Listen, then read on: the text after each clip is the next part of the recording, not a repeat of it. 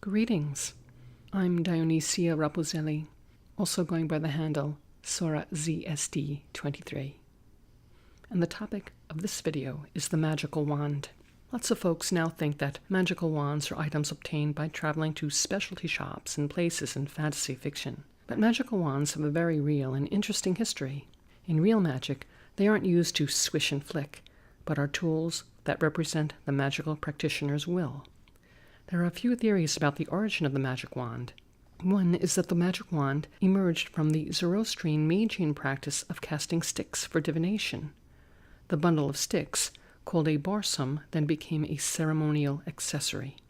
Documents related to magic and mysticism from ancient Egypt and Greece also sometimes instruct the practitioner to hold a twig or branch from a specific sacred tree, such as olive or myrtle, while performing religious or magical ritual. The magical wand may also be a miniaturized version of the royal miracle-working staff. The staff itself may be a stylized version of a weapon, such as the mace or pike, or an instrument for herding livestock.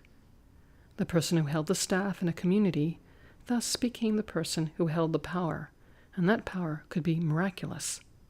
Thus, in high magic, and stage magic as well, the wand is a symbol of a magician's will and power to manifest his or her will. But the first person in Western world literature described as wielding a wand was the sorceress Kirke, described in the Greek epic The Odyssey. Kirke, being a sorceress, was associated with goddesses who were associated with the moon and moon magic, such as Diana and Hecate.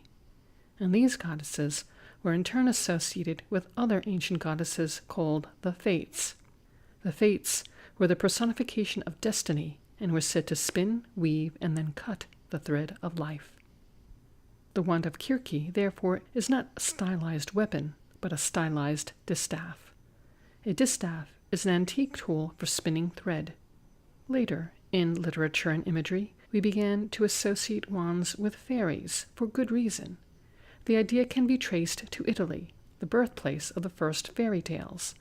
The Italian word for fairies is fate. They were imagined to be related to the Fates, and goddesses related to them.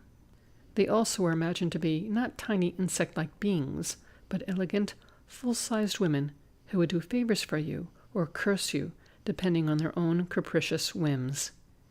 In time, the idea of the fairy and magically empowered women gave rise to the idea of the witch.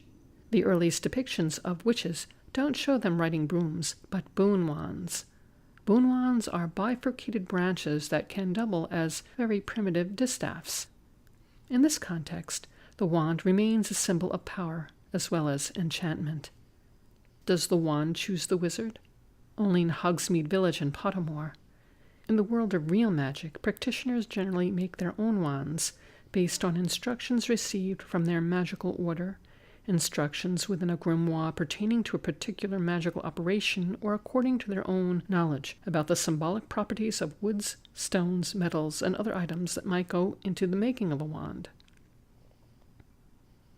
If you enjoyed this brief presentation, visit me at www.sorcerersandmagi.com for a link to a free download of a PDF booklet all about the magical wand, and for information about upcoming free booklets and my other work, including spiritually and magically inspired fiction.